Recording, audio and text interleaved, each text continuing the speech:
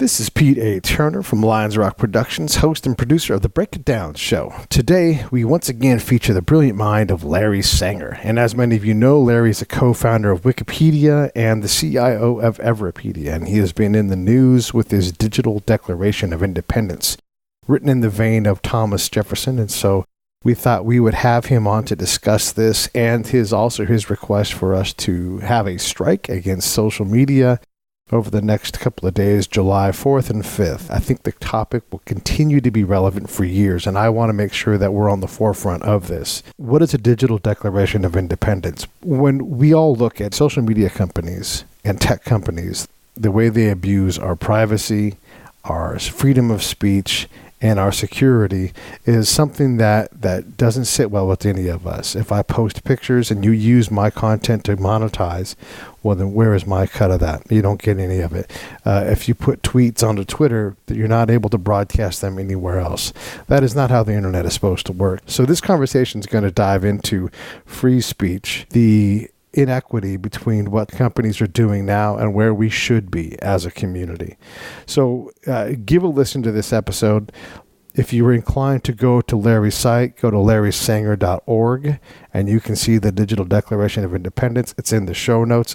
Read it, sign it, provide feedback, participate in the strike, or don't. But just understand that we are trying to flex the muscle that the people have.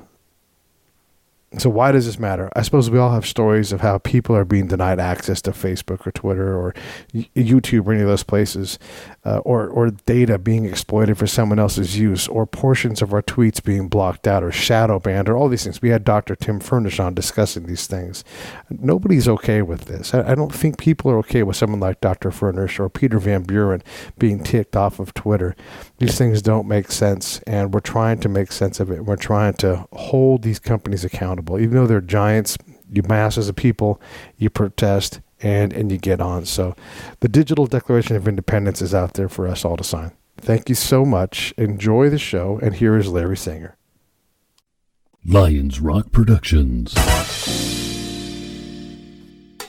This is Jay Moore. This is Greg Proops. This is Jordan Harbinger. This is Dexter from The Offspring. This is Nathan This is East. Sebastian Younger. This is Rick Marotta. This is Stuart Copeland. This is Mick Gillette. This is Andy Summers. Hey, this is Skunk Baxter. This is Gabby Reese. This is Rob Bell. Hey, this is John Leon Guerrero. Hey, and this is Pete A. Turner. Hi, this is Larry Sanger, and you're listening to the Break It Down show. And now, the Break It Down show with John Leon Guerrero and Pete A. Turner. Yeah, we've got Larry back on, and I wanted to work with him some more on his free speech stuff, but also he's leading us in terms of what I think he's calling digital independence. So I suppose, Larry, I know what free speech is. I know I have my own thoughts about it, and they probably are different than yours, and they're probably different than somebody else's, but let's get into free speech and talk about the current state of affairs and is it still important to defend? You've put out a credo. Let's get into it. Sure. Well, I mean, I don't want to say anything that's boring because the topic has been done to death, right? So what I'd really like to talk about is the latest concerns that I think many of us probably have about free speech. One of them, of course, is the fact that it seems to be coming under increasing attack by social media, and that leads into the Declaration of Digital Independence. For political reasons, it's coming under attack. But the other thing is that there seems to be a new narrative in the air, just perhaps that has come out. It's been circulating for years, of course, but it seems to be gaining more traction on the left. And the narrative is just this. All those people who are complaining about free speech, about their being silenced on campus or having their YouTube videos demonetized and other things like that, they're just white supremacists. All of their concern about free speech is code for white supremacy. And if you're a decent person, then you know that free speech doesn't really need any defense. Of course, you believe in free speech, but what they're really doing is they're defending hate speech. Yeah. And everybody knows that there's a difference between free speech and hate speech, goes the narrative.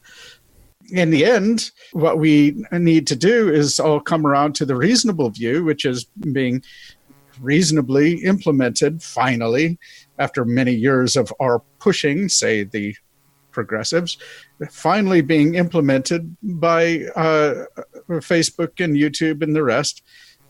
We are finally getting them to just shut up these people who really don't, they shouldn't be given a platform to speak.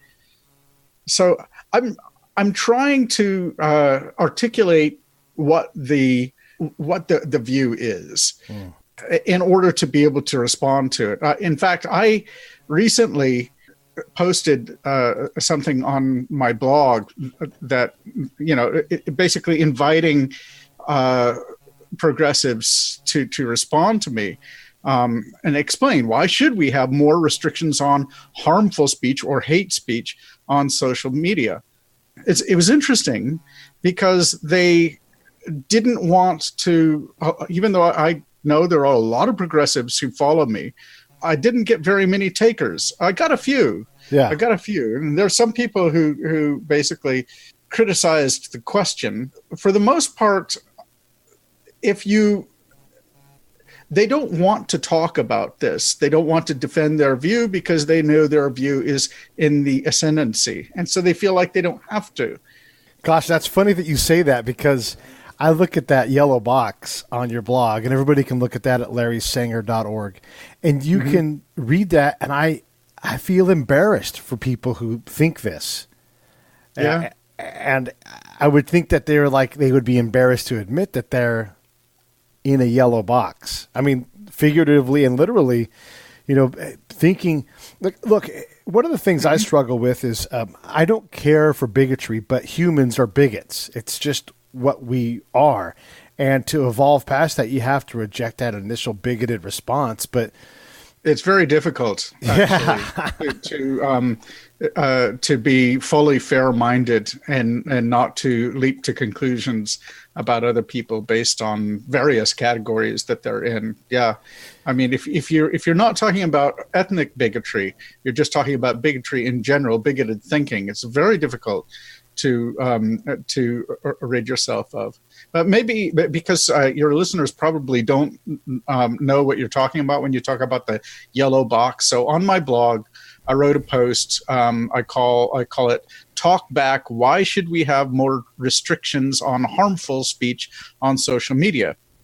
And basically, I say I'd like to do a blog post that's like the subreddit Change My View. And so This is aimed specifically at my liberal and progressive friends who are very upset at the social media giants for letting things get so out of hand. And what they mean, of course, is not free, censorship and violations of free speech. They mean allowing the right to propagate their message in an effective way. So see how much of the following applies to you. You, a progressive, have become increasingly aware of how awful the harassment of women and minorities by the far right has become.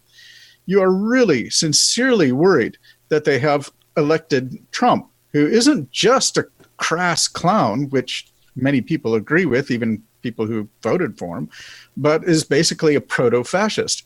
You are convinced that Trump must have gotten elected because of the growing popularity of right-wing extremists. It's not just people who are conservative. It's not just Republican Party members. It's not just people who don't want to vote for the Democrat. It's their right-wing extremists. And they engage in hate speech. Not only is this why Trump was elected, it's why people are constantly at each other's throat today, and why there has been domestic terrorism and mass murder by the right. And they actually believe that, by the way. Therefore, all mature, intelligent observers seem to agree that we need to rein in online hate speech and harmful speech. Okay, so, and that's sort of like a capsule summary of what we, who are really worried about losing our right to free speech, have to deal with.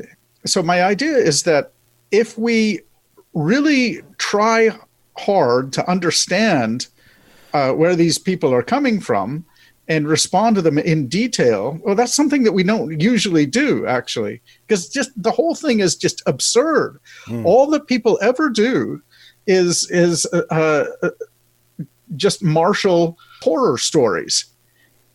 For example, isn't it just horrible that Professor so-and-so, who is a central left moderate, was shouted down because he happened to give a speech on a difficult topic or something, whatever.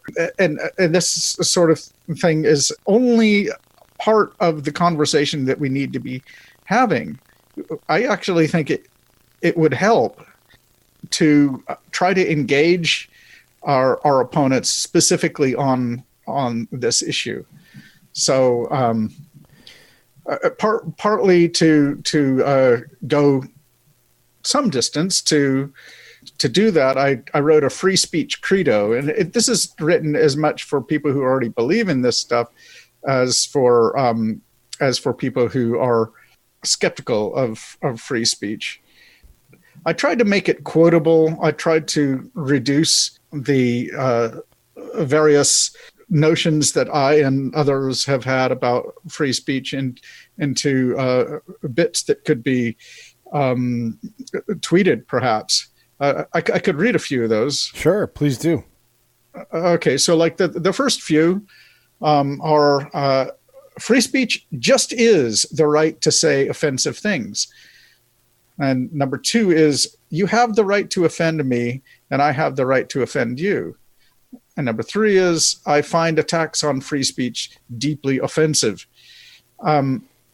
So, I mean, all of this stuff is old hat and probably doesn't by itself advance the conversation very much. But it can help, I think, to actually explain different points.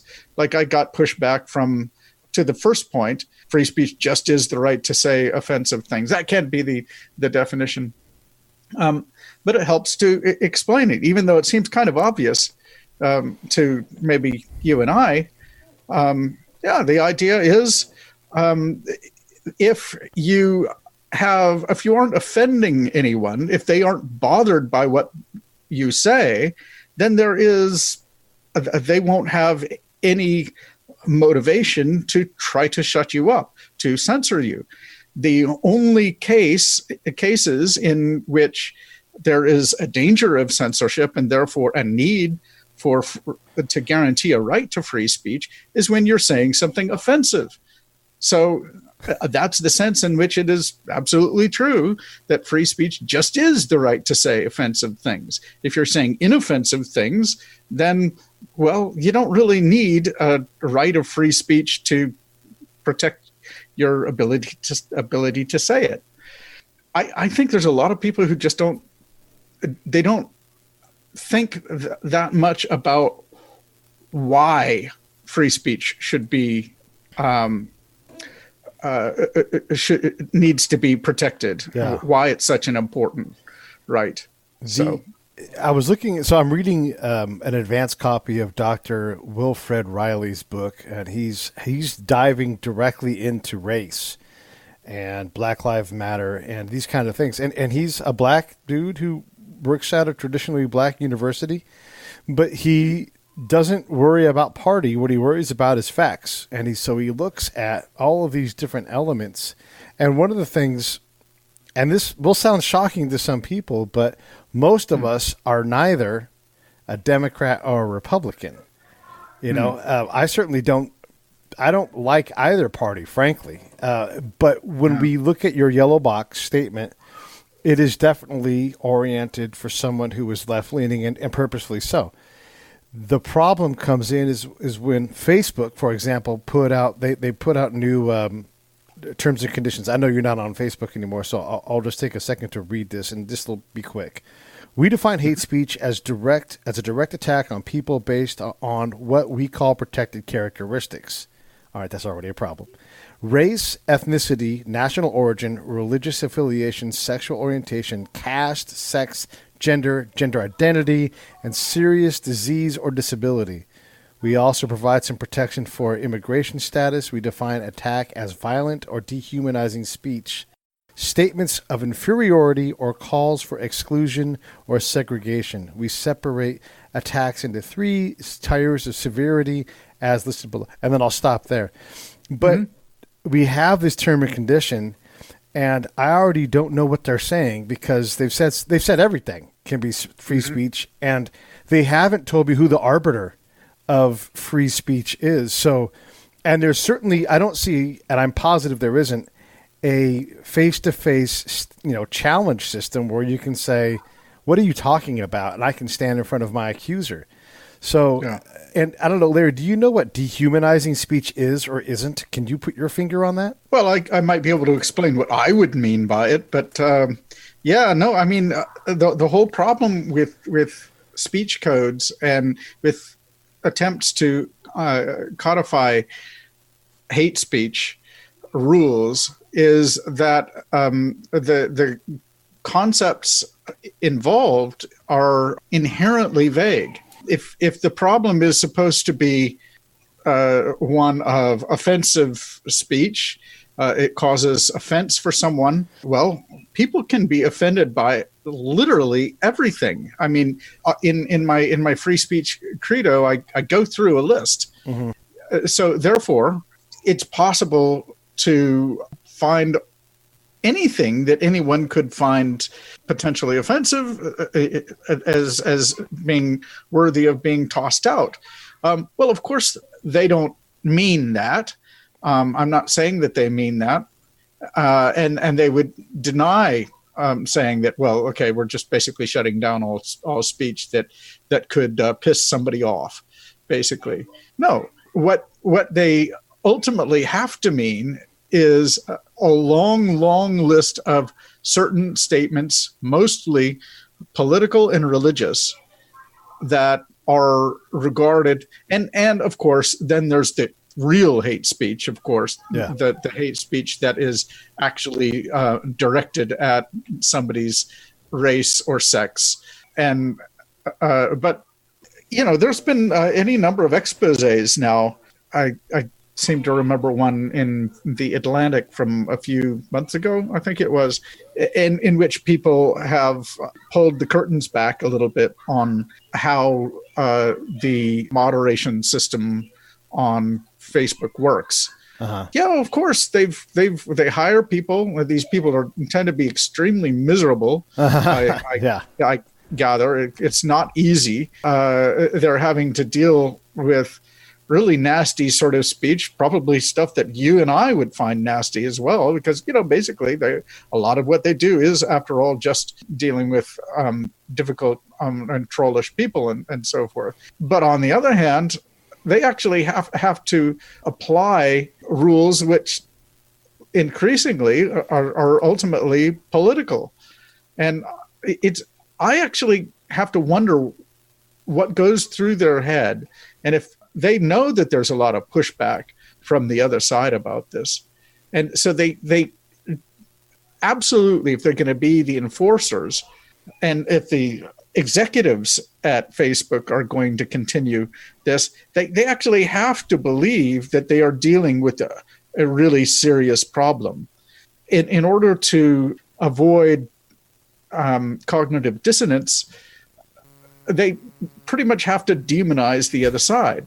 If the other side if what the other side says is so awful that it needs to be censored, then what that means is that the other side has just gone beyond the beyonds, as my Irish friends say. That can't be good for them either.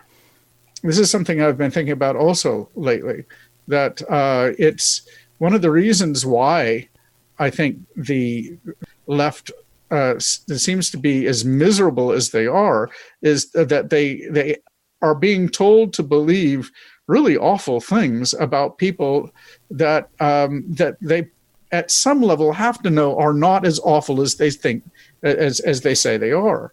Like Laura Ingraham, the conservative Fox commentator, she has a gay brother who is apparently left wing, and he said that she's a monster. And I just wonder, given the example of myself, I have an old friend from high school that I haven't talked to in a long time, mostly because I think he doesn't want to talk to me. And well, I don't want to talk to him when he's like attempting to call me out, you know. At least last time I saw anything from him, that was on Facebook before I quit. Yeah, I mean, he moved from Alaska down to the Bay Area like 20 years ago or something, and his political views just took a dive left, and he's been just increasingly critical of me, and I haven't really changed. I'm pretty sure I haven't. I don't think to get back to the point, I don't think it can be good for these people to think of their fellow human beings that they formerly knew that they are monsters or that they're just horrible people, or whatever, family members or so forth. Let me jump in here. I'm reading one of the comments on your Yellow Blocks blog, and I'm not going to identify the person, but they basically say corporations have a fiduciary responsibility to keep hate speech off of the platform to protect shareholders.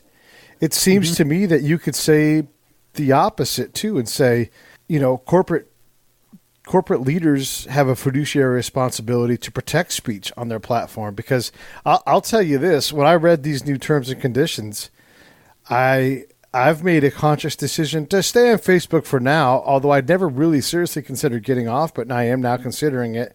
As much as I can control myself, and hopefully I can, I'm not going to say anything about anyone, because I don't understand how you can simultaneously say you're going to protect race, religion, and gender identity and not make yourself a hypocrite. Yeah, no, absolutely. Especially since a lot of the criticism of American conservatives is ultimately criticism of conservative Christianity. Right. And in our country, you can be a Christian, and you can be a conservative Christian. You can be an Orthodox Christian. You can be an Orthodox Jew.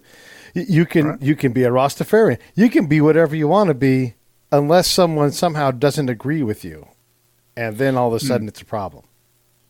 Yeah. It seems like it would open you up to tort law too, because if you make your living off of Facebook, and Facebook makes this arbitrary ruling about something that you may or may not have said.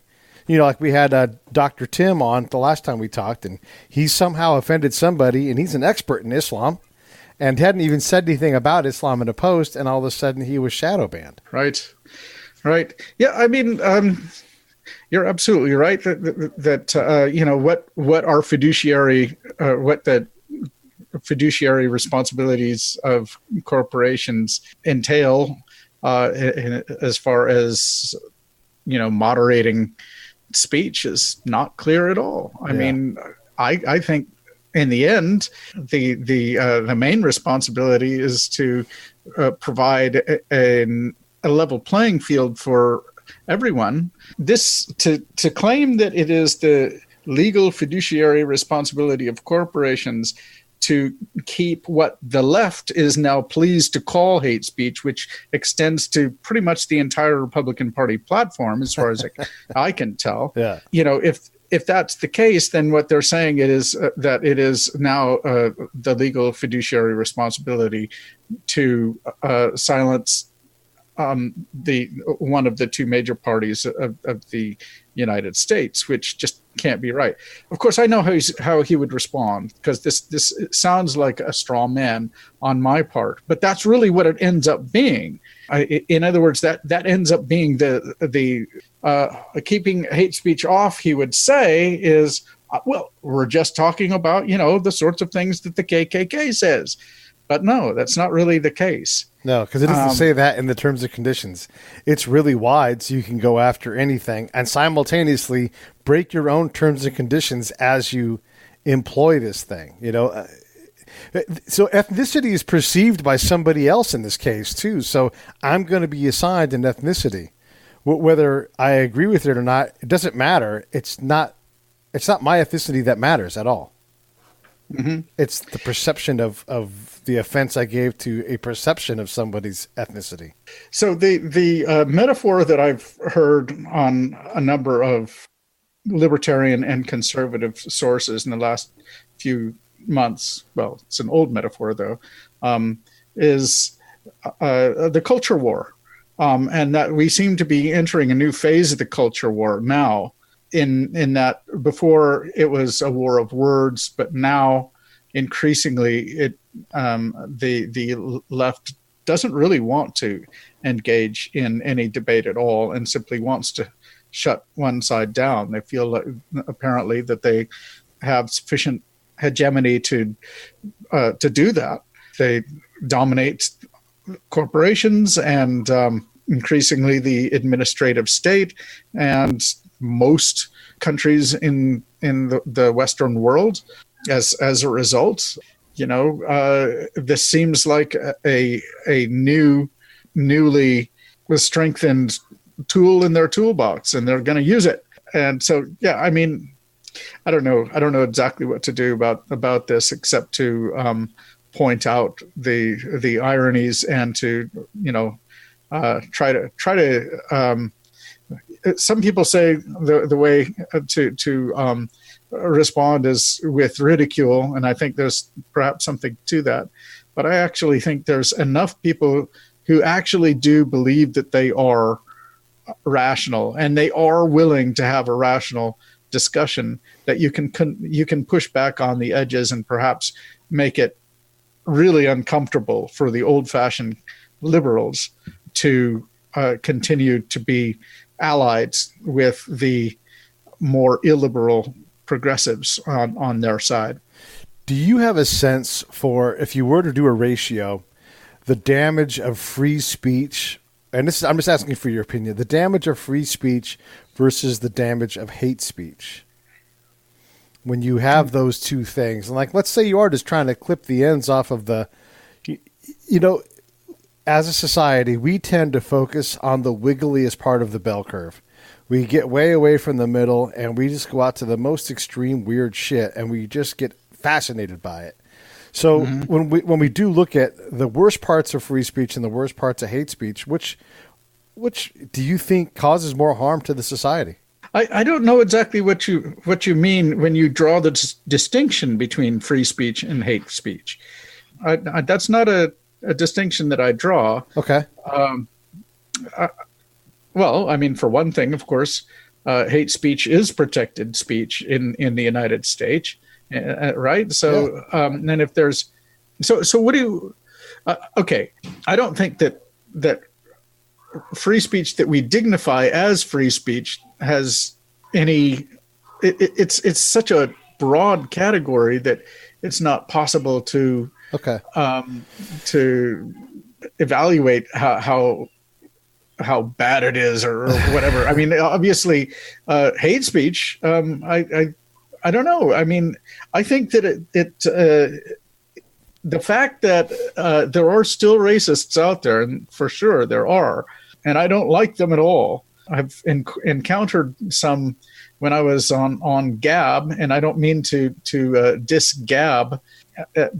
But and I'm sure there's decent people who are there, but as far as I could tell, as the place is almost completely overrun with people who were at least pretending to be really some of the most awful anti-Semitic and anti-Black racists. the worst that their language does, perhaps, and I'm perfectly willing to concede.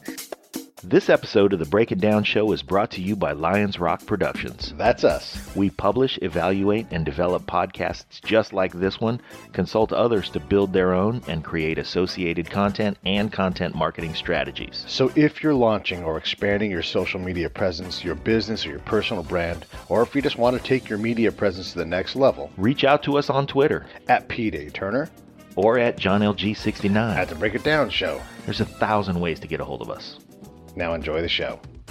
Perhaps, and I'm perfectly willing to concede that it can radicalize some people when they're exposed to it. And being on the internet, it makes it easier for people to be exposed to it. I'm going to concede that much of the left's argument. This is a feature of the internet in general that like-minded people are able to get together and then they egg each other on and in their echo chambers become more radical. I think this is also true of the left. Yeah, I don't know. Yeah. I don't want to say that hate speech has no negative impact at all. I'm sure it does. And it's something that I haven't, I don't claim to be anything like an expert in, and there are people who are experts in it. Absolutely. The mere fact that it happens to be something that the left complains a lot about doesn't mean that it isn't a problem. It's sure it's a problem, but I think there's a lot more. There's a lot bigger problems in the world today. What's a bigger problem? Oh, well, I mean, the remnants of war, for example, poverty, the decline of knowledge of the prizing of Western civilization in our universities, the fact, and that in itself sounds trivial, but what I mean is we're becoming increasingly ignorant of Mozart and Shakespeare and Michelangelo and Homer and all the rest of it. And that worries me a lot. The fact that we continue to live in a society that was built on those foundations, but in which even some of the most educated people are not familiar with the foundations, because increasingly you don't actually have to be exposed to that to get a college degree. It's I just wonder where it's going to end up. Nowhere good, it seems to me. Yeah. When you were talking about that, and I don't mean to be like Mr. Egghead Brainy guy, there are certain things that I know. There's plenty of things that I don't know. But this past week, we passed 2 anniversaries that can really frame up nicely and that we never celebrate. But it's just a week that always stands out to me of being so important of who we are and where we come from, at least on the Western Civ side. But the Magna Carta and Draconian law both came down this week, obviously hundreds and over 1,000 years ago. But those are big moments in our ability to get to where we are now. I mean, King John signing the Magna Carta, big step forward, and it just seems like we have some kind of need to go backwards in time, or we refuse to remember the path it took to get to this point. Yeah. On the right or the left, we're willing to push back time and uninvent things that you can't uninvent. Like wherever you stand on abortion, abortion's always going to exist. Guns are always going to exist. So instead of dealing with the reality of, here's a reality that the right struggles with. Most criminals, including capital murders, murder one people, most of them get out of prison. Our system is not built to deal with that. It is a reality, and the right hates that. But the reality is they're coming. So what kind of condition do you want them in when the gate opens? And we struggle with these, and these are bigger problems than what someone says on Facebook, quite frankly. Yeah, I agree with that. I mean, that's another perfect example. The the fact that kids in the inner cities are basically killing each other in massive numbers, day after day after day, especially in the summers, is truly appalling. And the fact that this doesn't seem to be regarded as a horrible problem. Right. I mean, there's been so many more of those kids who have been killed than people died in 9/11. And 9/11 was like practically an epoch-making event in American history. And yet every year more people die on the streets for tragically trivial reasons in many cases, often due to the drug war, which I think is, well, that's another problem. Why? It's obviously you can't expect a lot of consistency and can't expect people to avoid hypocrisy. All right, so let's transition, and I want to get into your, I got to make sure I say this right here, your Declaration of Digital Independence. You've not officially released it when we're recording, but it's something that you're working on getting out, and I'd like to get something recorded so that when it does come out, there's more context for what you've written. I've read it, but again, it's behind a secure wall for right now, so let's talk a little bit about it. Sure. Well, where should I begin, do you think? In the middle? Okay, fine. I will. I'll give you an idea of. Let me open it up here, just a second. Okay. I'm typing in the password myself. Okay. So this is a document that I actually think the place to begin, perhaps, is not with the document itself, but what motivates it. Okay. It isn't just all about free speech. We've talked about that. I'm also very, very much concerned, as I think most of us are by now, about the incursions of the tech giants into our privacy. And there's actually multiple reasons to be concerned about this that I think, well, a lot of people don't really understand. For one thing, when we don't have control over our own data, then we're relying on others to be responsible stewards of our data, and they're often not. It's just increasingly difficult to lock down our data. There's just too many in the lingo of the information security specialists, too many attack surfaces, too many opportunities and ways in which our data can be exposed. I think there's just too much incentive to collect our data in mass on the one hand. Well, there's security specialists are extremely expensive because it's really difficult, and it requires a great deal of creativity, and because, well, the hackers are constantly thinking new ways to break into systems and so forth. So it's anyway, the point is that there's danger from hackers. There's also dangers from our social lives online being manipulated by giant corporations for their own profits. And they can do this in various ways, right? That a lot of people on the left, and I'm not going to disagree with them on this, it's certainly a problem. Political discourse has been radicalized by the algorithms that are used on Twitter and Facebook to a certain extent. I think especially Facebook. They, of course, are going to highlight the most incendiary sorts of things. And as a result, people end up fighting each other a lot more. There's all kinds of other problems that are associated with the fact that we don't have control over our own experience in these networks. We could by now. They've been at it a long time. They don't want us to have control over our experience. And ultimately, they don't want us to have ownership over our own data, because if we had true ownership over our own data, then we would be able to determine who we are able to subscribe to, whether we can actually get to them. If I want to continue to subscribe to Paul Joseph Watson, who was kicked off of Facebook a few weeks ago. He's an interesting guy. He says some kind of rude things now and then. Maybe I would like to follow him. If he had ownership and I had ownership over my data and experience, then I would be able to use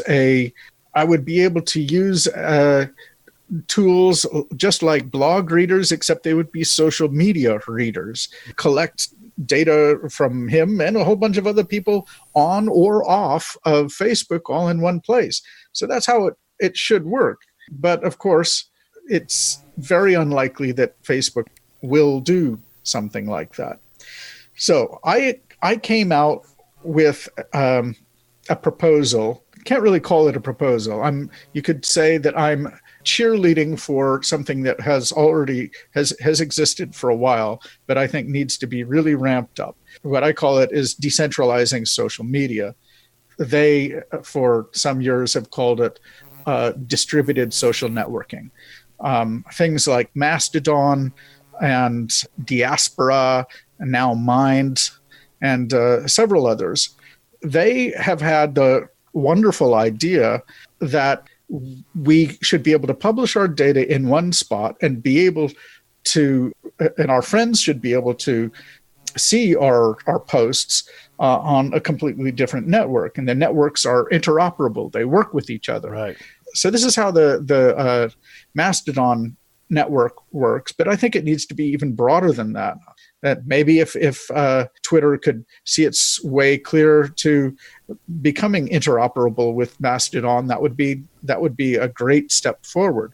So I gave a speech in, I guess, March, I think it was, or April, at South by Southwest, and I introduced this idea and did some cheerleading for it. And I, among other things, I asked a question of Jack Dorsey, CEO of Twitter.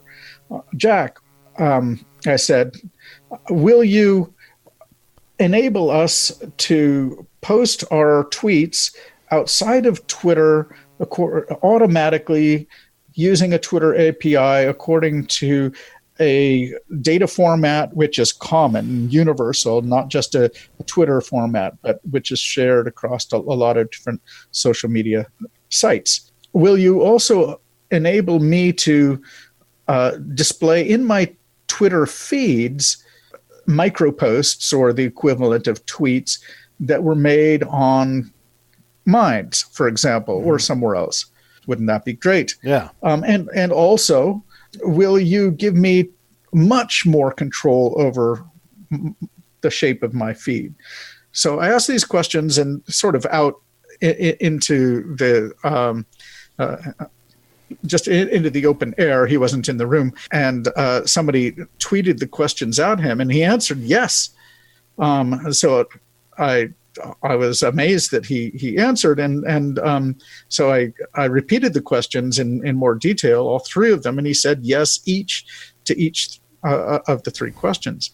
And in addition, we had a conversation of a half an hour or so in which he explained Twitter's plans, and they were pretty interesting. I can't share the details, but if he does what he told me he's going to do, well, my hat is off to Twitter. The plan that I laid out in that South by Southwest speech is the following. We should get together, write and critique, really hammer out properly a Declaration of Digital Independence, which describes our rights to data ownership, particularly with regard to social media, and that lays out the principles that would define decentralized social networks. I also said what we need to do is have a social media strike. July 4th and July 5th, perhaps, is what I said, and I'm thinking I'm going to stick to that. Basically, encouraging everyone not to post on social media except to say, I'm on strike, and sign the Declaration of Digital Independence.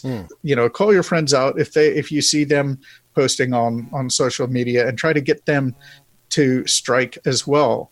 And then the idea is that this could, perhaps, I hope, will go viral, and then perhaps some time down the road, maybe in a couple of weeks, we can find ways of organizing people to do mass tryouts of social networks that are more committed to a free, open, and fully decentralized system of social media. So again, it's all interoperable.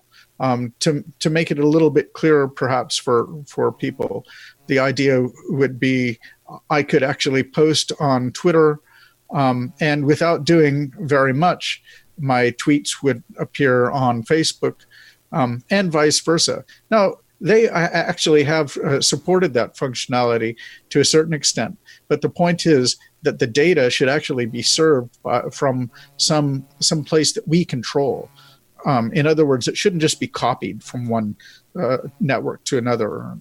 It should come from our own servers, or from completely neutral hosting services that we pay just for their hosting, in the same way that we pay for blog hosting or email or whatever, if we pay for that. And in this way, basically, we take the power out of the hands of the big social media companies and put it back in our own hands. So the Declaration of Independence, the Declaration of Digital Independence, is, as I have drafted it anyway, it is modeled after the original Declaration of Independence. It begins by talking about, why don't I just do this? I'll maybe read the first several sentences. Humanity has been contemptuously used by vast digital empires. Thus, it is now necessary to replace these empires with decentralized networks of independent individuals, as in the first decades of the internet. As our participation has been voluntary, no one doubts our right to take this step. But if we are to persuade as many people as possible to join together and make reformed networks possible, we should declare our reasons for wanting to replace the old. We declare that we have inalienable digital rights that define how information that we individually own may or may not be treated by others, and that among these rights are privacy, security, and free speech. Some people want free speech to go first there. Anyway, and then there's I give a long train of abuses, in the same way that the Declaration of Independence does. So the first couple of those are, I'll just read them. They have required agreement, and they here means the tech giants. They have required agreement to terms of service that are impossible for ordinary users to understand, and which are objectionably vague in ways that permit them to legally defend their exploitative practices. Well, there you go. That's what we were talking about earlier, right? They have marketed private data to advertisers in ways that no one would specifically assent to. They have failed to provide clear ways to opt out of such marketing schemes, and so on and so forth.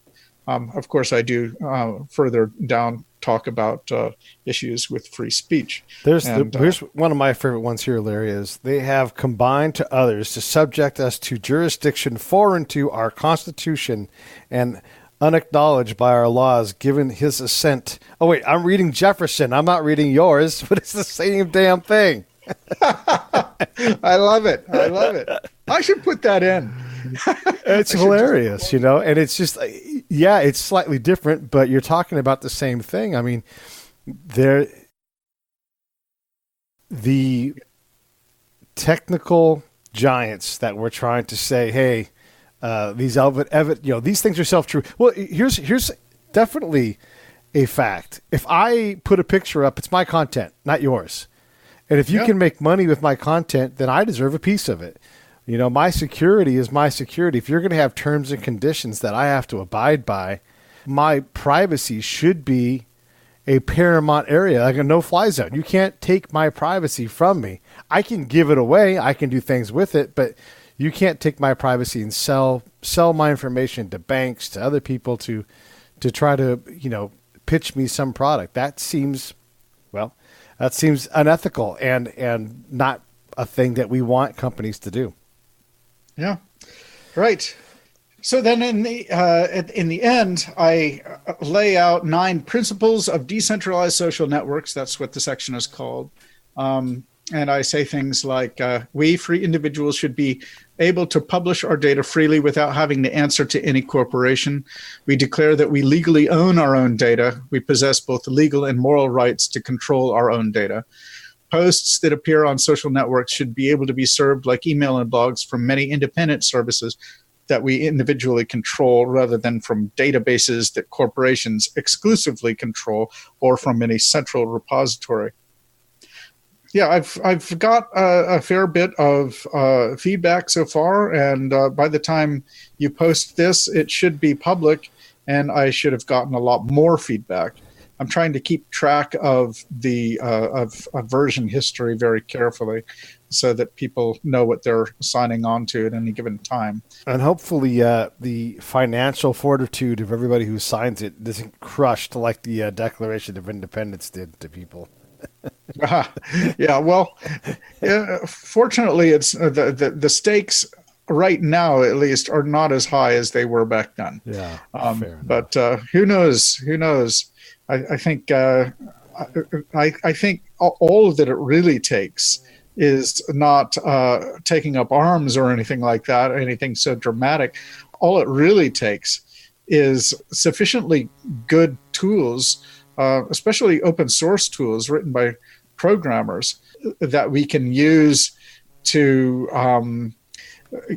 even people who are not as technically adept as the programmers themselves can actually make use of. I think so. And this, I think I've also explained this as well in other places. So. Well, listen, I appreciate you coming on the show and giving us a breakdown on free speech and as well as talking about your digital Declaration of Independence, because we have to do something. Someone has to be the guy that writes the thing that holds it. And maybe it is, maybe it isn't your thing, maybe it's something else. But all of this advances the conversation, because I would say most of us are not happy with our experience. And talk about fiduciary responsibility. Facebook is losing subscribers left and right. You can't monetize. You can't get someone to buy ads if they're not on the platform. Mm-hmm. So and that is the great thing about capitalism. It's not perfect, but when the customers leave, companies either change or die. And Facebook's trying, I guess, Yeah, absolutely. I think it's a good thing, and I hope people stick with it. Basically, that's the most effective way to declare independence from the likes of Facebook. Basically, leave. I did, and that's what I recommend to your listeners and you. Yeah, I should get off. I'm seriously considering it. Well, listen, I'd love to have you come back and talk. I'd love to have you and Yasha Monk talk. I don't know if you know Yasha's work, but he's a political scientist, and he's looked at the increased tolerance of intolerance among the next generation. I wouldn't say the millennials. I guess whatever the name is going to be for the ones after the millennials. There's a couple of them out there, but Gen Z. Their increased tolerance for things like fascism and totalitarianism is shocking and terrifying. And if someone like you isn't out there trying to knock some of that stuff back, good grief, we're in a lot of trouble. Yeah, right. Oh, I agree. It's I've written about that on my blog as well. Actually, there's been significant pushback on really basic stuff, just like democracy. Yeah. People willing to say that they're opposed to democracy is it's a fairly new phenomenon as far as I know. And it's kind of scary. It's really scary when you look at the etymology of democracy and republic. I mean, it's res publica, the power is with the people, basically. And the demos kratia, it's same thing. The power is with the people. And they're literally against empowering themselves. Right. Well, listen, I do appreciate it. I'll get this out on July 3rd so we can all give a chance to sign. And thank you so much for coming on and sharing your thoughts with us. This is Dr. Larry Sanger.